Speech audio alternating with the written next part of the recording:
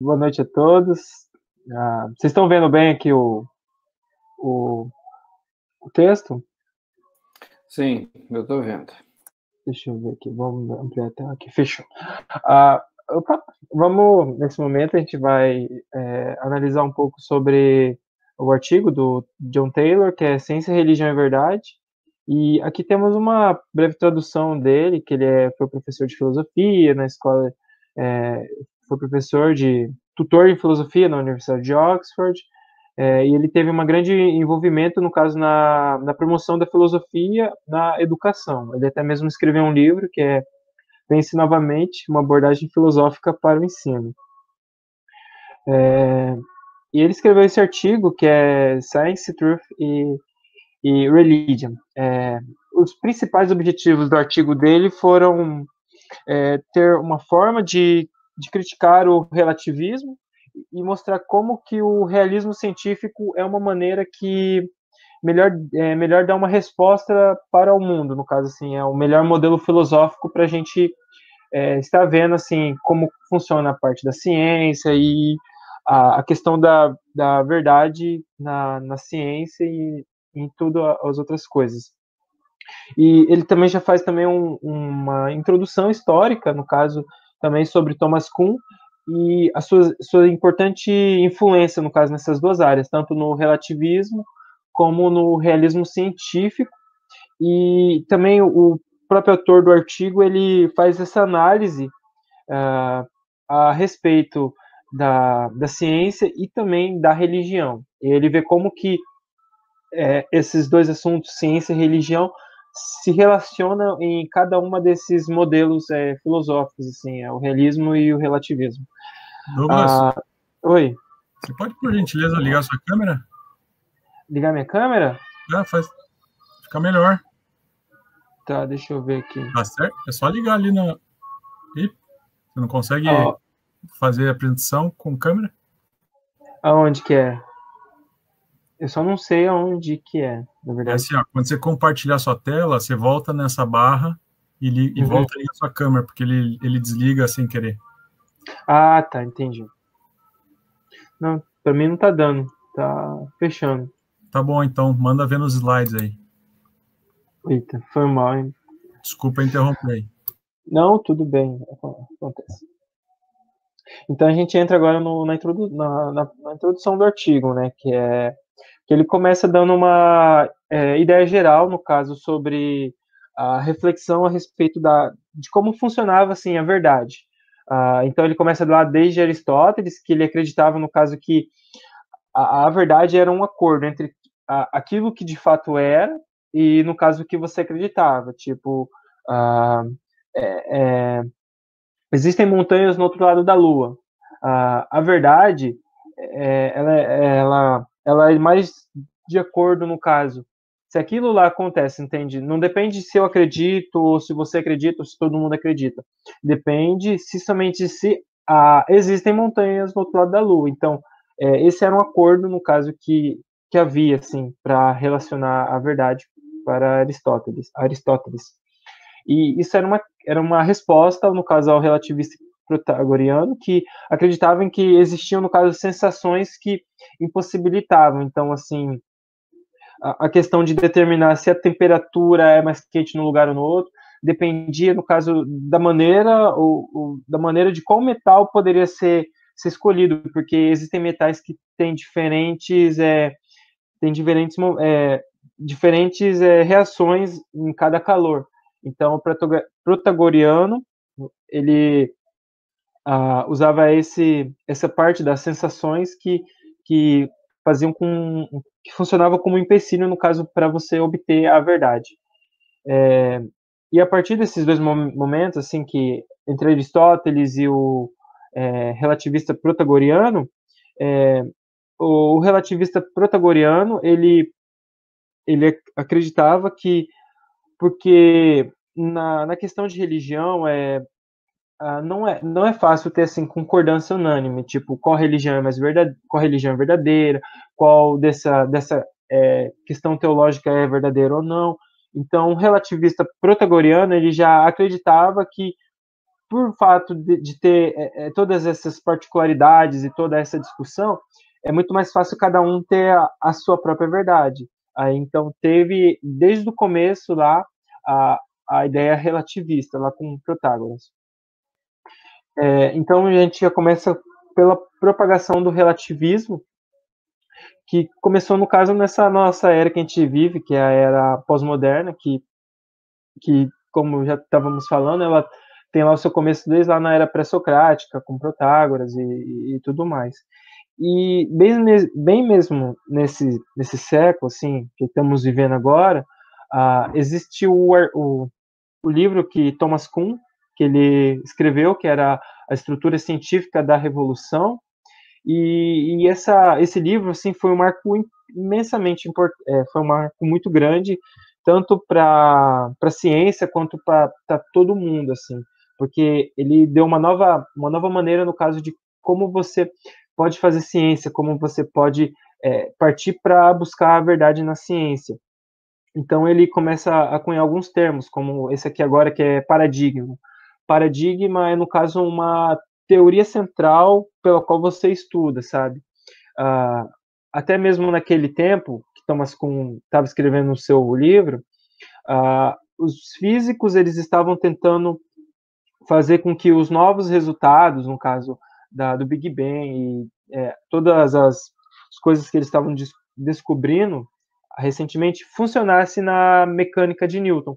Só que a mecânica newtoniana era uma mecânica que praticamente era toda determinista, então ela não tinha um pouco dessa relatividade que começou a ter no século XX. Então, os físicos começaram a questionar esses paradigmas, até então que eles simplesmente romperam, assim.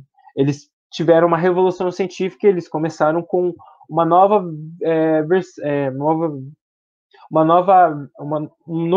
maneira de ver a física.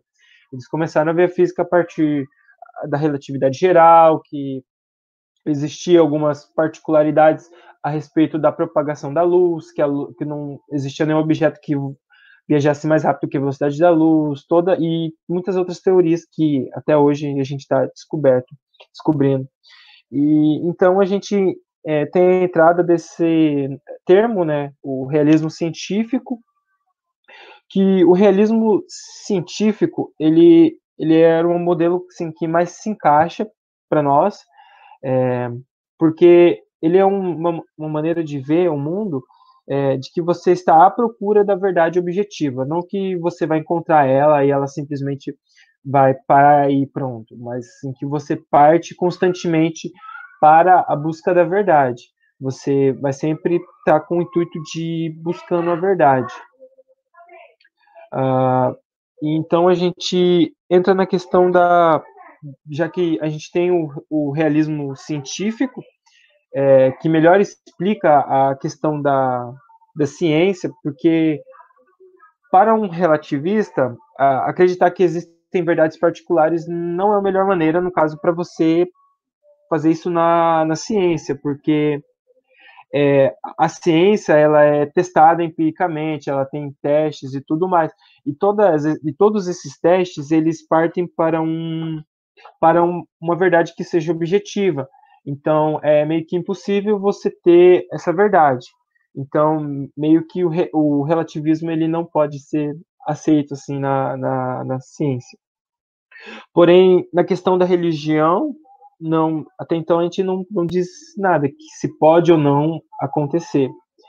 E frisando realmente o que Protágoras disse, né, um relativista protagoriano, se uma crença ela funciona para você, ela é verdade para você. O que quer dizer lá antes que por causa dos grandes desacordos que a gente tem, é mais fácil com que cada um tenha a sua própria verdade. Aí, então a gente tem aqui o Thomas Kuhn e o seu livro. Esse aqui é o livro que está agora na Amazon, né? A nova edição. Então a gente vai ter então a gente entra nessa parte de paradigmas kuhnianos, em que Kuhn vai falar um pouco a respeito dos paradigmas, que são a teoria central que nos guia no caso do nosso laboratório. Então, teve grandes marcos. Um dos primeiros marcos foi que Kuhn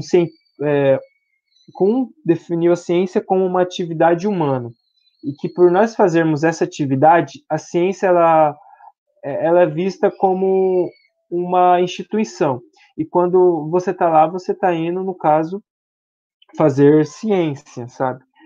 E também, como ele cunhou esse termo dos paradigmas, os cientistas eles podiam ser definidos a partir dos seus paradigmas. Tipo, você não é um físico, mas você é um cosmólogo relativista. Ou você não é, ou você pode ser um evolucionista, naturalista, e tudo mais. E outro ponto importante dos paradigmas kuhnianos é que Kuhn falou que se a gente tem um paradigma que não consegue dar explicação para novos testes e novos resultados que a gente está tendo, a gente pode mudar de paradigma, que isso a gente pode ser, que ele chamou mesmo de revolução científica. Isso é o que ocorreu agora no século XX, que a gente saímos da mecânica newtoniana e viemos para essa nova física relativista.